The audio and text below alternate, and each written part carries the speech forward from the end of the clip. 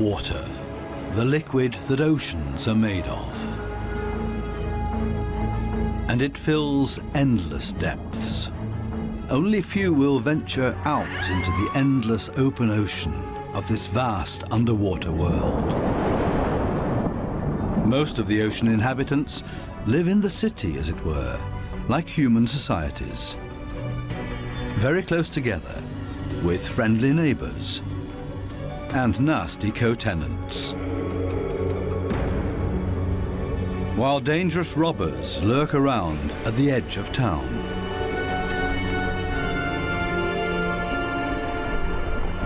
To assert yourself here, you have to be equipped with all kinds of tricks and clever strategies, or lie and cheat. Coral reefs are the largest structures in the world. They're giant submerged metropolises.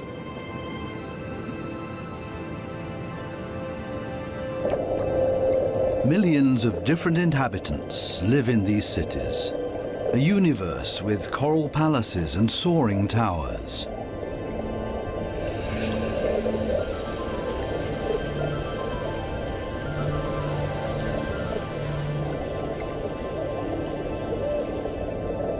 Every neighborhood has a chief. The entire street belongs to this guy. No trespassing, okay? A typical large city with all the noise and ruckus.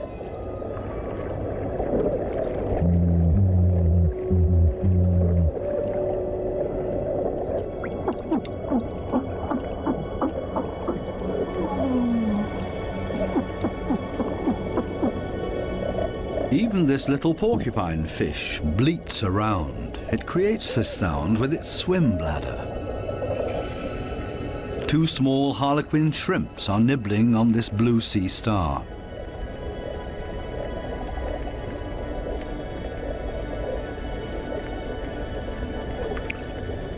If someone else shows up, he will catch hell.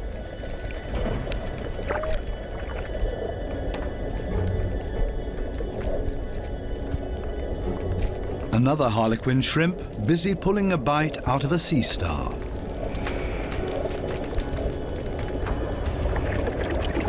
Moray eels in disagreement.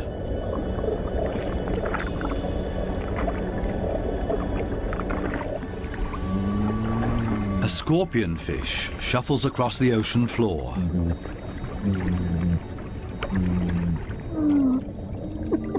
Everything and everybody makes a lot of noise.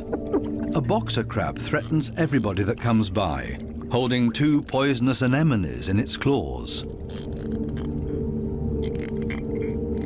At least the anemone reef looks peaceful. Or does it? The clownfishes are having a huge squabble. Who does this anemone belong to? We can hardly see this fish, but he's easy to hear, a crocodile fish. Does this giant puffer fish hear something?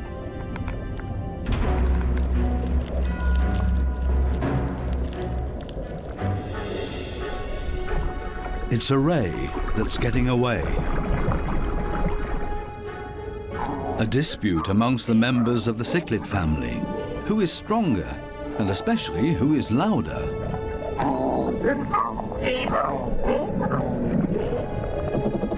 Two Walkman fish are noisily trying to woo a female.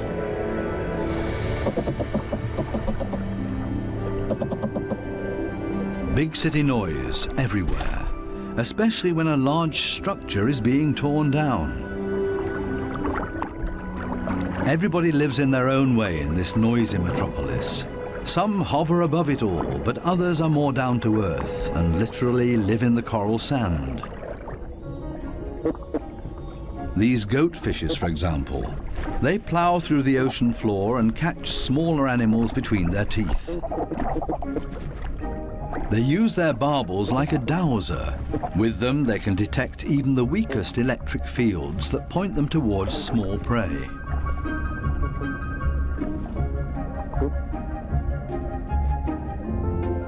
These gobies also dredge through the sand and feed on what they find in there. There's another way of finding prey in the sand. This blue-spotted stingray uses its wings like shovels, and there's always a chance of stealing something. While one works, others just stand by and feed on what's left over, maybe a piece of crab or a mussel. You have to be very familiar with this area to find the best morsels.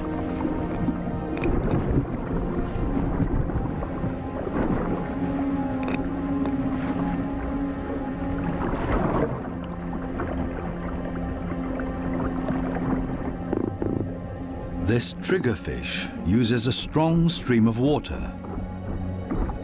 The fish blows away the sand to unearth whatever is hidden inside it. Others are quick to steal whatever they can.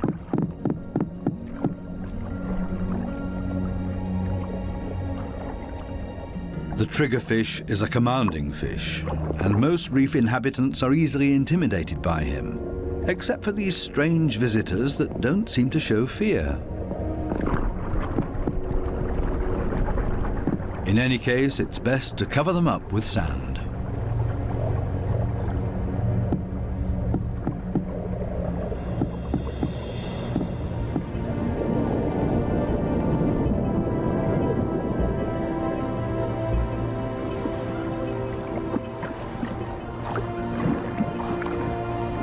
It's not easy for a small fish in a big city. There's always somebody with bad intentions. And you have to be extra careful not to get swallowed, like these moon wrasses, for example. So it's always safer for the smallest among the reef inhabitants to show up in schools. It's difficult to keep an eye out for only one little fish, and as a result, the predator often grabs blindly at nothing and comes up empty. To show up in a big mob is always safest. Others are easily distracted at the sight of so much prey all at once. This easygoing giant pufferfish would never have a chance here anyway. Being part of a school of fish is always the best protection from predators. The slow ones are being ignored. No danger here.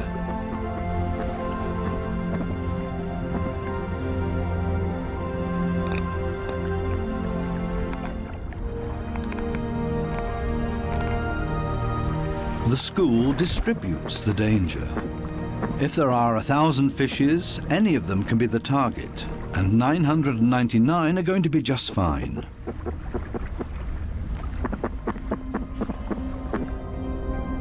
But what about loners, or those that live as a couple?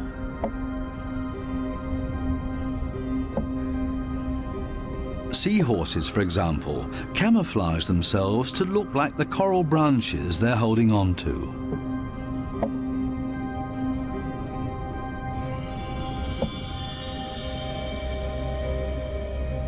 Even more difficult to see, where is the animal here?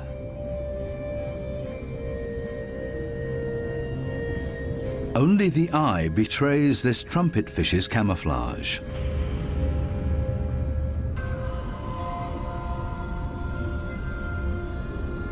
They do everything to not look like themselves, ornate ghost pipefishes. They're inseparable, a couple. The female is already carrying eggs in her extended belly. Before long, the male will fertilize her eggs. They are still regular fishes, despite their unique costume. This one looks like torn-off seagrass. The spiny waspfish rocks back and forth in the current.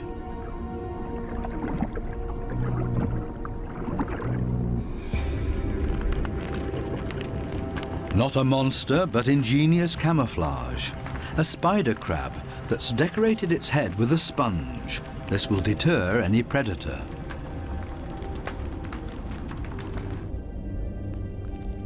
Another great camouflage. A barrel decorated with rocks.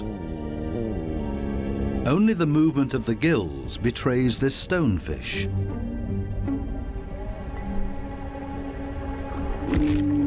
Even a smack with a fin doesn't bother him. The fish knows it will not hurt him. It only shoves him a little further to the side.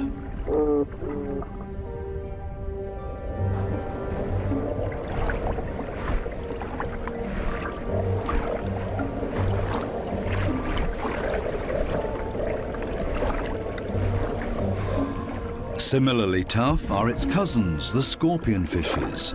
They lie there as if dead, especially when others around them freak out. And even when moray eels fight with lionfishes for food.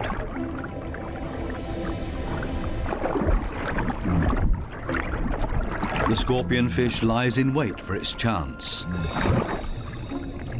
and then immediately becomes completely motionless again.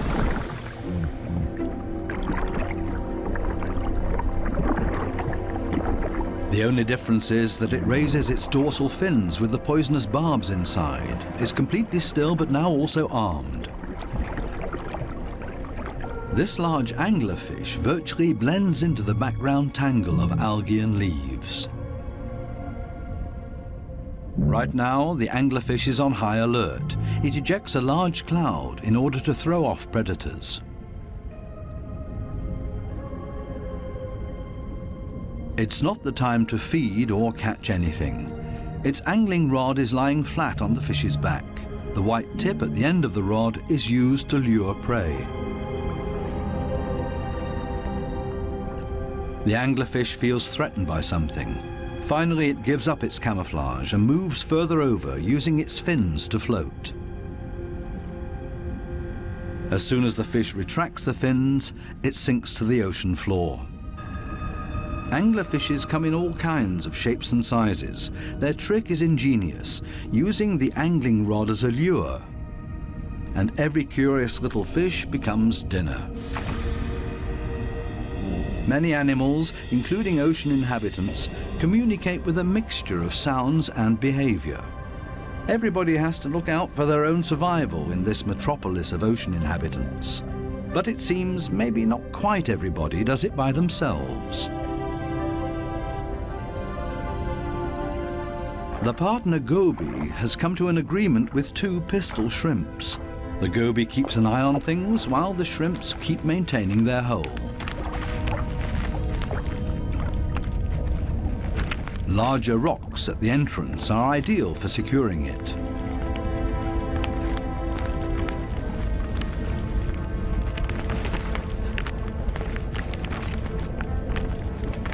They're an experienced team. The shrimps keep in constant contact with the goby and even massage the fish's belly. The goby will get nervous without these gestures from the shrimps. The pistol shrimps need a cool and collected bouncer at their entrance.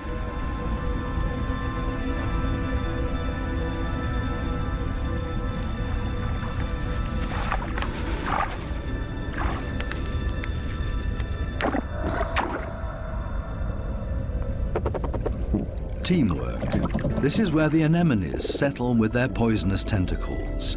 Whoever gets caught by those will pay for it dearly or lose their life.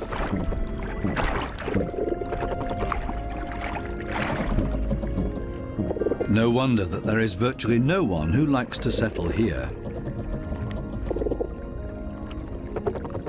The little clownfishes are the only ones that know how to deal with these tentacles. They cover themselves with the slime of the anemone's tentacles and are protected from the poison. The clowns are safe in here, and in return will protect their anemone as well as they can. This seems like a sensible deal. But on occasion, the anemone will pull the tentacles inside its column-shaped body, which means the clownfish's home is gone. When this happens, they panic and look for another anemone that they can hide in for the time being. Unfortunately, this one is already occupied, and the next one as well, and this means having to fight its current owner. There's much to lose for the clowns. Without the anemone, they can't procreate. The clownfishes attach their eggs to the bottom of the column-shaped foot of their anemone, hidden behind the poisonous tentacles.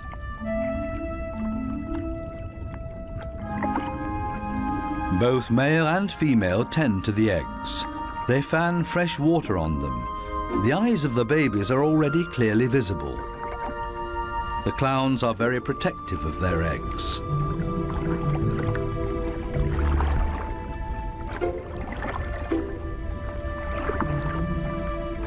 It takes the two of them to protect their offspring, and only in conjunction with the anemone.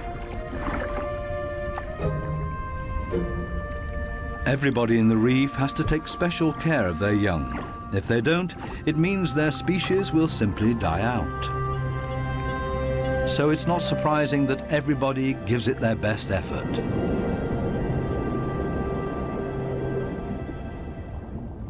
This triggerfish has hidden its offspring in a small hollow in the sandy ocean floor, and this means having to constantly protect this open egg site. On occasion, they blow and fan the eggs, but mostly they keep an eye out for predators. This means grave danger. One of the sea urchins is wandering straight towards the nest. The eggs have to be protected at all cost, but how? The triggerfish seems to consider the alternatives.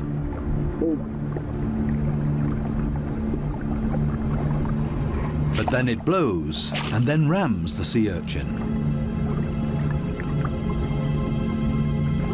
Again and again until it breaks, the sea urchin's guts spill out into the open. A few more hits for good measure. The danger has been averted. Everything else is easy.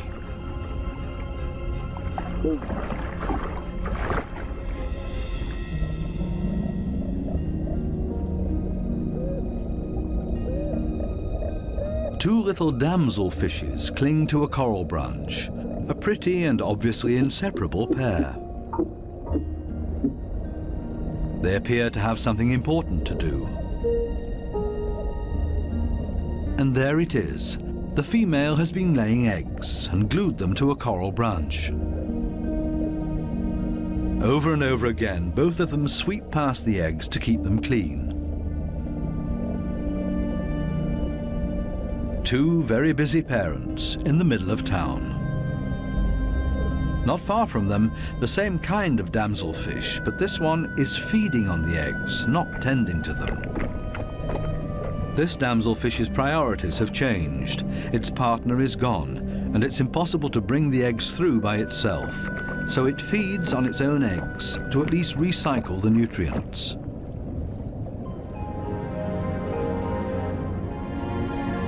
There are many different strategies to give one's offspring a good start.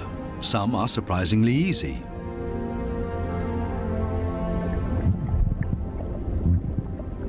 The mass mating of the black sea breams.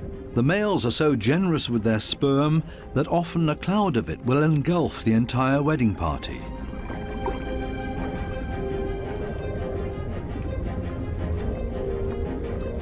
Countless couples and constantly in motion. A predator would have a hard time to find its bearings in this schooling behavior.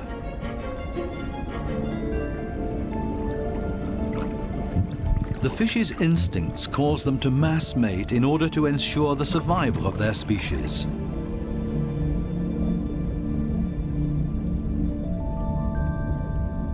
Cardinal fishes have their own clever means of child protection.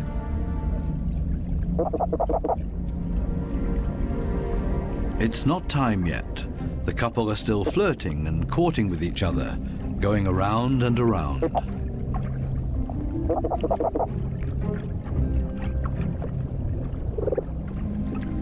We'll leave them to it and take a detour to a couple not quite as gentle with each other. Monkfishes live in groups, and their nests are very close to one another. As a result, all the fishes are alerted to a predator nearing their nests.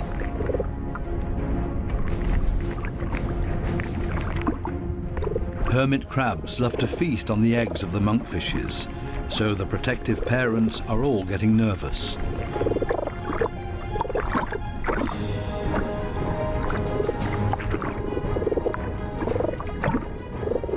The hermit crab is still far enough away and currently busy with something else.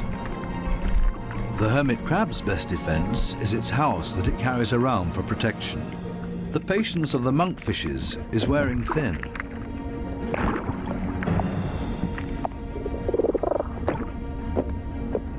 Now everyone attacks in order to bowl the crab away from their nests.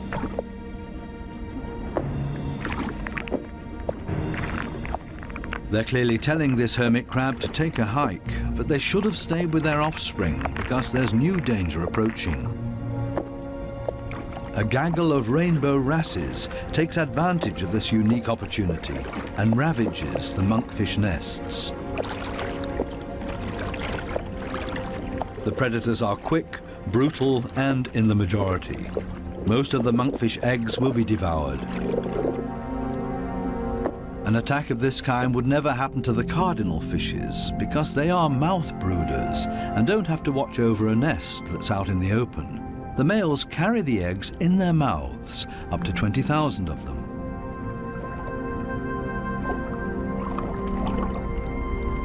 A mobile nursery.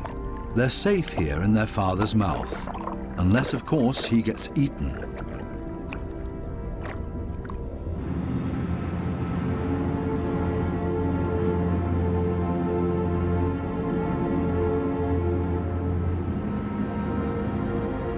During the night, when it's dark, the danger is greatest.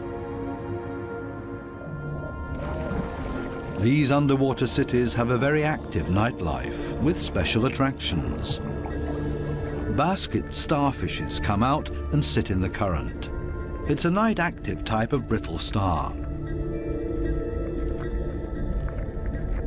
With their arms full of tiny little hooks, they filter plankton out of the water to feed.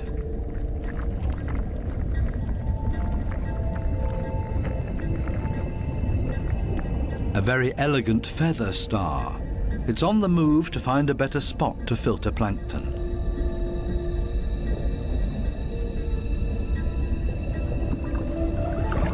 This Spanish dancer is even more graceful and elegant than the brittle stars.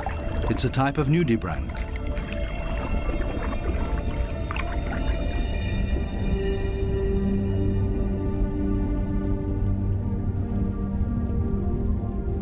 The giant pufferfish is relaxed and spends the night dozing off on the sandy bottom. Others prefer the safety of their quiet bedroom, a surgeonfish. Everybody settles in for the night as comfortably as possible. The parrotfish tucks itself away in its mucus cocoon for protection against predators. Everybody's sleeping arrangements are different. The poor triggerfish has to stand guard by its nest all night long. There's no time to rest.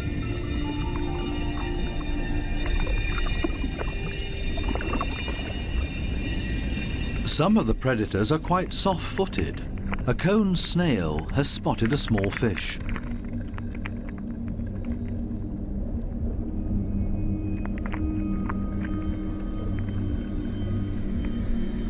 The snail is fast, and the prey disappears in the blink of an eye.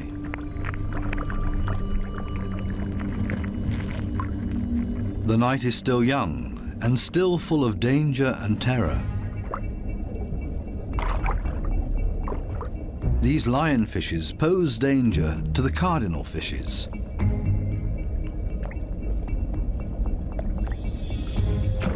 Lionfishes suck in their prey.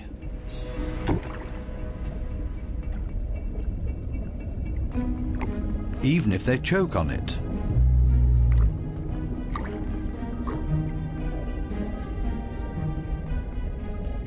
They're hanging around waiting for their chance.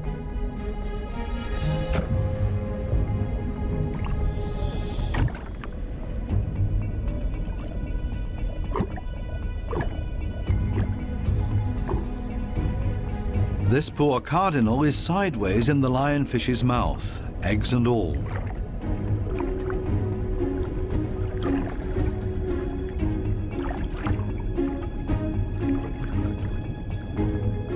Lionfishes aren't the most elegant predators, with all their attachments and frayed fins. But this is all part of their camouflage. They're harder to see and blend into the background. Outside the reef, the lionfishes hunt as a school. They drive their prey towards one another with their fanned-out fins.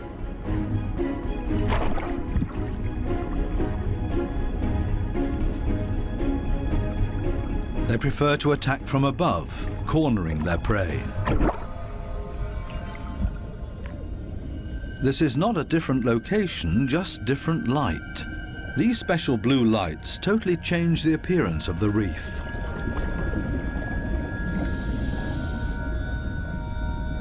Now we can see that the coral polyps are bright red, and they clearly stand out from their environment.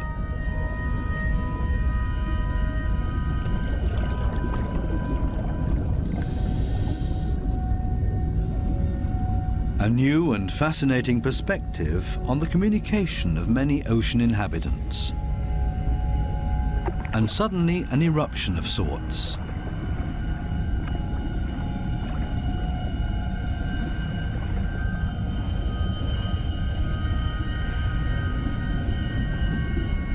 It looks like smoke, but in reality it's a type of reproduction. A carpet anemone is ejecting its sperm.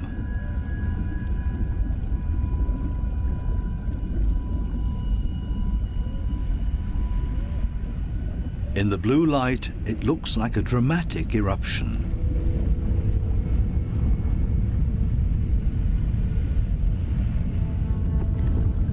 A hermit crab as a magic lantern.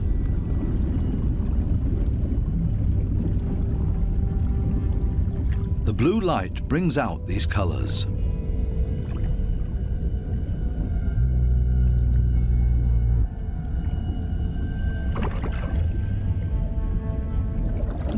An entire group of lionfishes on a food foray.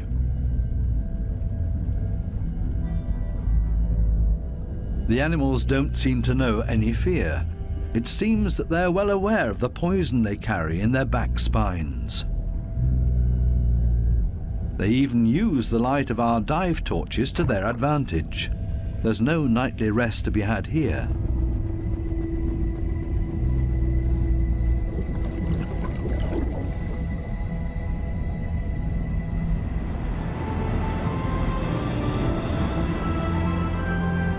With the first daylight, new life comes into the reef city.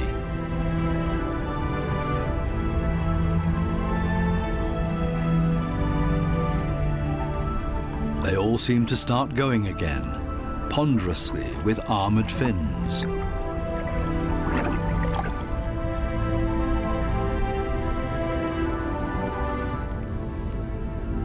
As pedestrians, and as light and quiet as possible.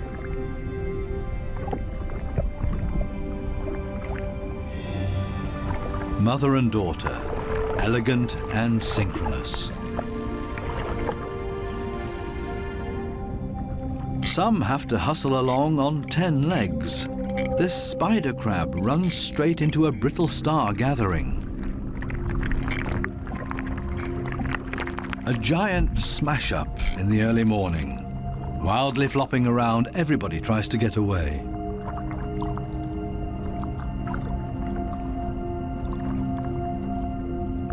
As in every city, there are also shopping opportunities here.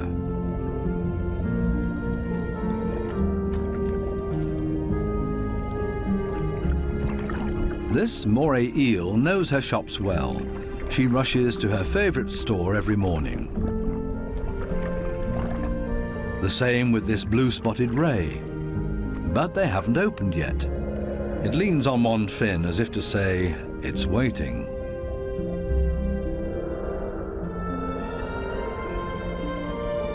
Similar problems in a branch further up. These sweetlips are also waiting to be tended to. Here they come, a little late this morning. The small cleaner wrasses are starting to open their shop and are hungry. They're ready to rid their customers of parasites. This ray is also being served. It likes to have its gills cleaned. This is a barter business. One side gets cleaned, the other fed. A very fair deal. Clownfishes seem to be excluded from this business because they can't leave their anemone. In their case, the cleaner fishes make house calls.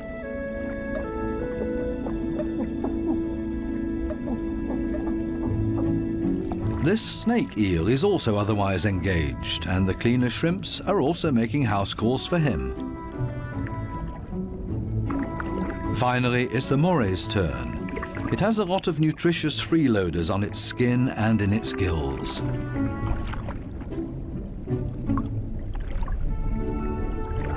All of a sudden, the cleaners leave. Why?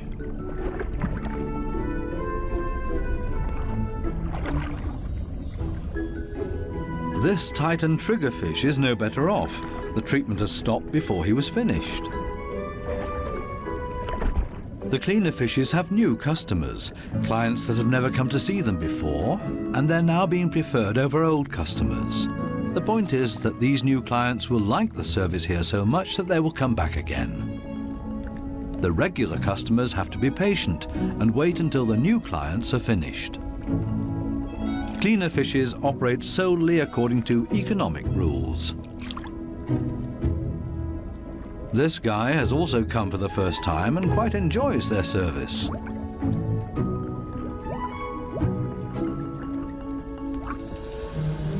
Sometimes it's too much of a good thing, though. This small black-spotted puffer just wants to look around and is not asking for a cleaning at this time. It swims away quickly and clearly annoyed. It's time to go back to the regular customers before they get impatient and leave for good.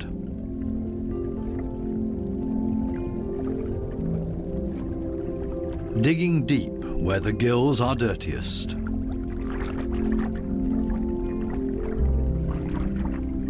One last time through the mouth, and it's as good as new, and the teeth squeaky clean.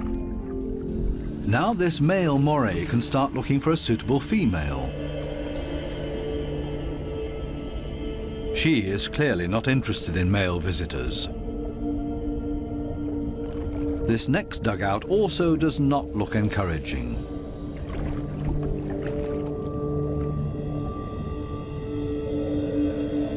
These two have already found each other. A strange pair with a triggerfish as roommate.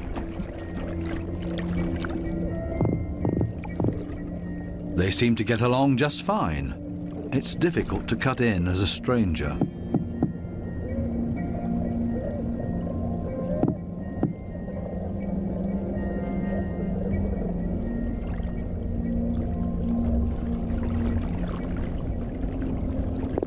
It would also be well advised to stay away from this giant triggerfish.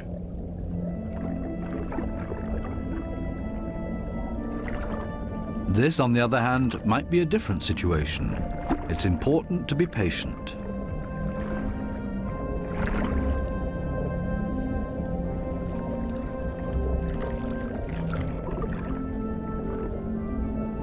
This female moray does not seem to be too reluctant.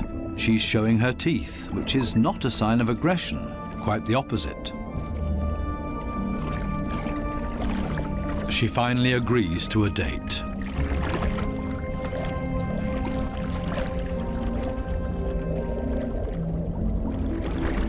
The two of them are getting to know each other. Moray eels are very gentle with their mates.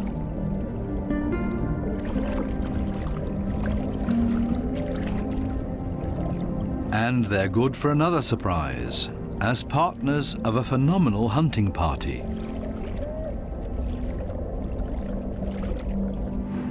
These types of hunting parties have to find each other first in this big city.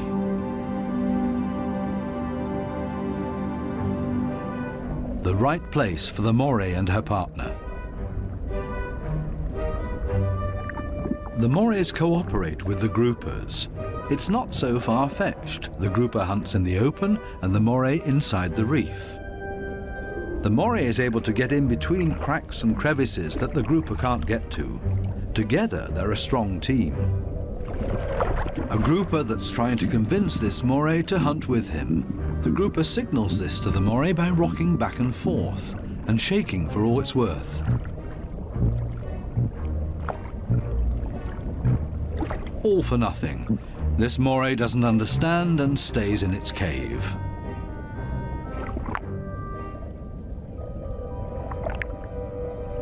Next try. Maybe the moray will react this time and swim with him.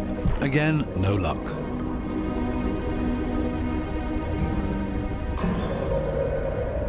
Finally, this moray seems to understand the grouper and is hungry. The grouper tilts its head and the moray accepts his invitation. Together they swim through the reef. The moray prefers to swim between the dark alleyways, and the grouper decides it's safer to stay on the main streets around the reef. This is not the right place. The grouper expected to find scared prey here. The moray takes a break and waits. It's not going to happen this way. Again, another invitation to go. They continue through the reef to another coral head. Also nothing for them here either. The moray is getting ambitious as well now and initiates a hunt on her own.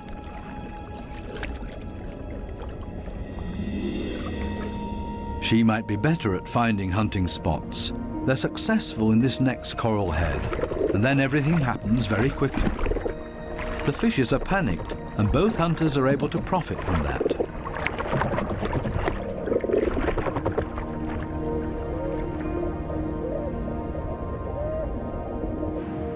This coral city offers living space for millions. Many hideouts and crevices provide protection for everybody. My home is my castle.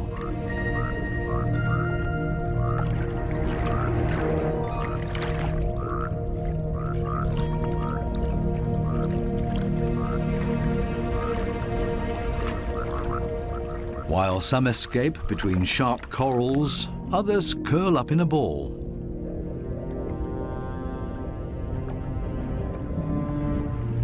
Octopuses don't have bones and are therefore able to change shape. Their homes are usually very tight and space-saving.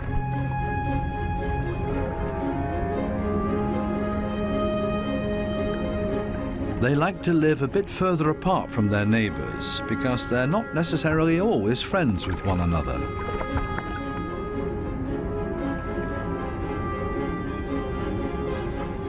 It might be best to put up a wall of stones between them.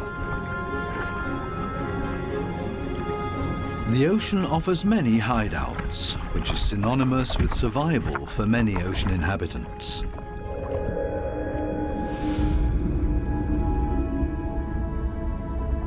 There can also be hideouts that nature never intended to be there. Such as this giant wreck, 240 feet deep.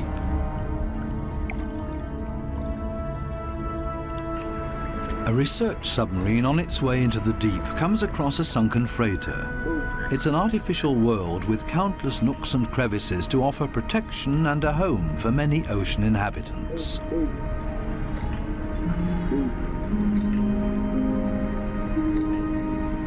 The wreck has long been overgrown with all kinds of sea life. The side of the hull has become a living wall made of corals and sponges.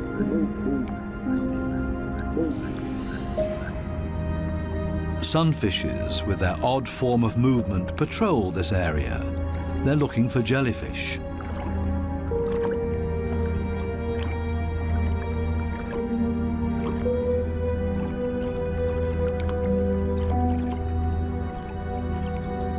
In steerage, where the current is strongest, filter feeders have found a new home, such as these sea fan corals.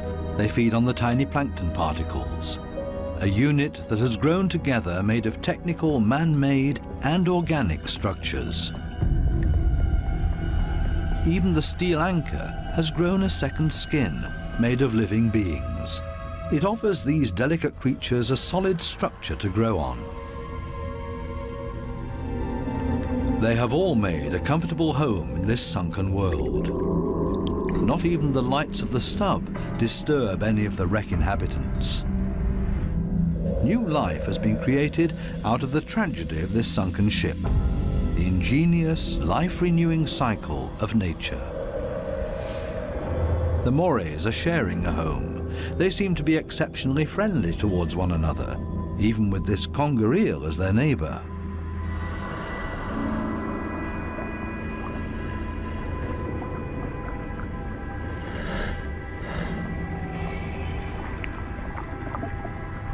Even the octopus remains unharmed by the Morays.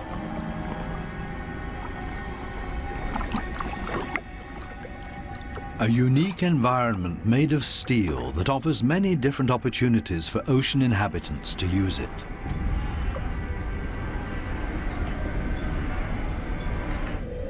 Even this fishing net offers a conger eel a place to hide. The original destination of the sub is located a bit deeper, a picturesque underwater city full of ancient amphora architecture.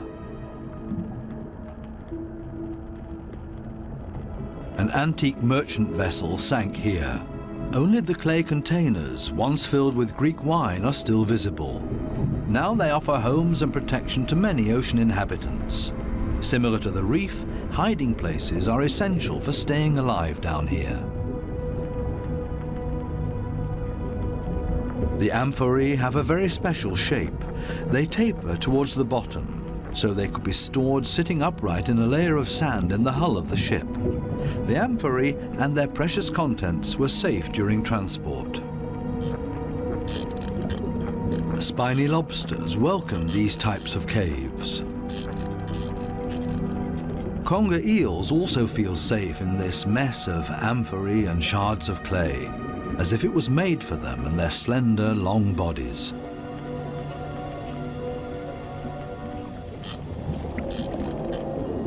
The city of amphorae on the ocean floor provides countless opportunities to observe, disappear, and be unseen.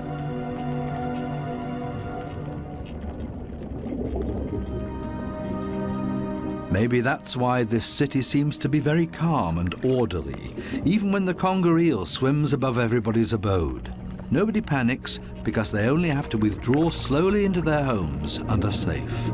The same goes for this forkbeard.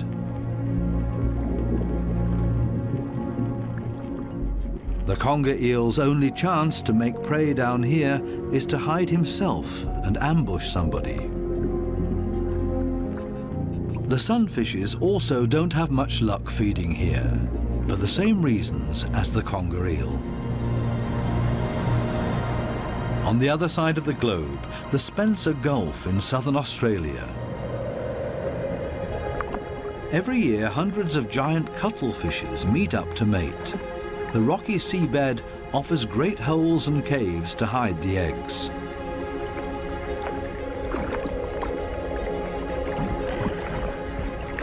The females are smaller than the males and seem to be a bit shy, keeping their arms tucked tightly together.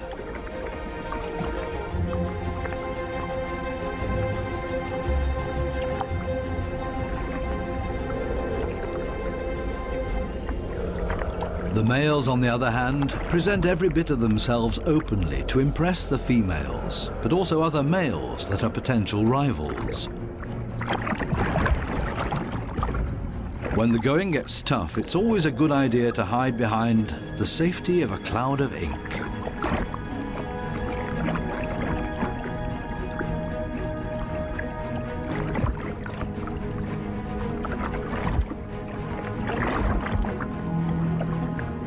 Without much success.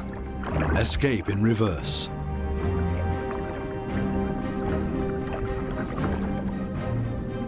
Only the strongest of them have a chance with the females. He's a winner and courts his female by changing his color to interesting stripes. She has agreed to mate with him, and they hug tightly. He deposits his sperm package into her mantle opening. Immediately afterwards, she withdraws into one of the caves on the ocean floor in order to avoid courtship from other males, a clear signal. The male is protecting his female from other rivals.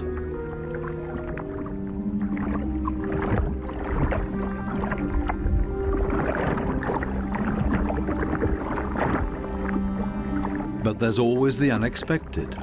A so-called sneaker male tries to cut in. This male is much smaller and pretends to be another female by acting like one, very demure and shy.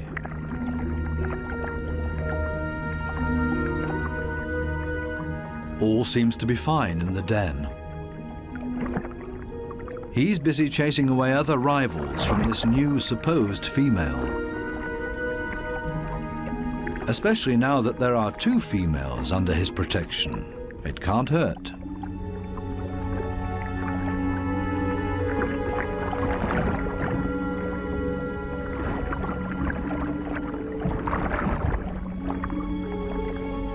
The two supposed females on the bottom below him are getting closer to each other, the sneaker male and the female. They mate in secret, under the protection of the strong male. As soon as the sneaker male is found out, it gets dangerous for him, but he has achieved what he came for and mated with this female. The beatings are nothing compared to the glory of his success. Intelligent strategies and tricks are essential for survival underwater and part of everyday life. A final dive into the magical world of sharks. This spot on a sandbank close to the Bahama Islands has great attraction for these lemon sharks. They come here by the hundreds, and nobody exactly knows why.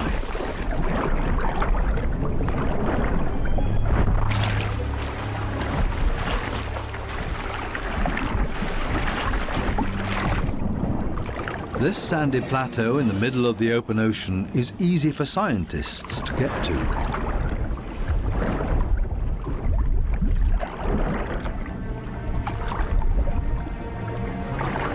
This experiment will show how sharks react to their own reflection. The metal mirror stands upright on the seabed. The animals that swim towards it will see their own reflection coming closer. How will these lemon sharks react? Now the researchers have to have strong nerves. Things stay surprisingly calm. The foreign object is almost ignored, as if it had been there forever. The sharks either swim past it or underneath it.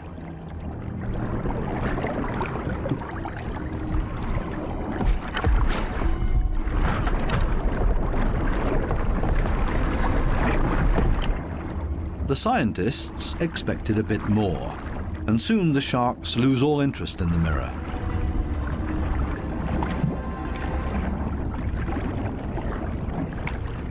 Some sharks even calmly drop to the seabed to rest.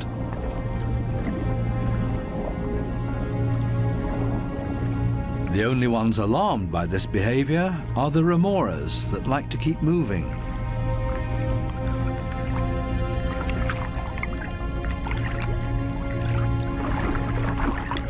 They let go of their shark and see if they can't hitch a ride with a more active individual. Shark hopping. This one isn't a good choice either, so they continue to yet another one.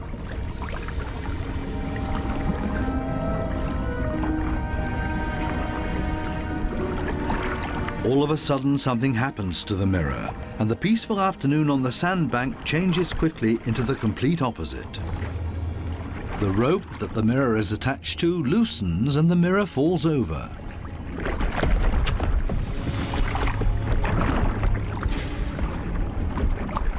Suddenly, and seemingly out of nowhere, several sharks rush to the mirror and show great interest in it.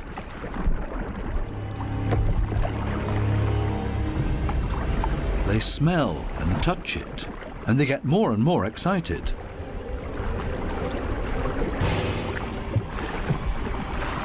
What happened all of a sudden?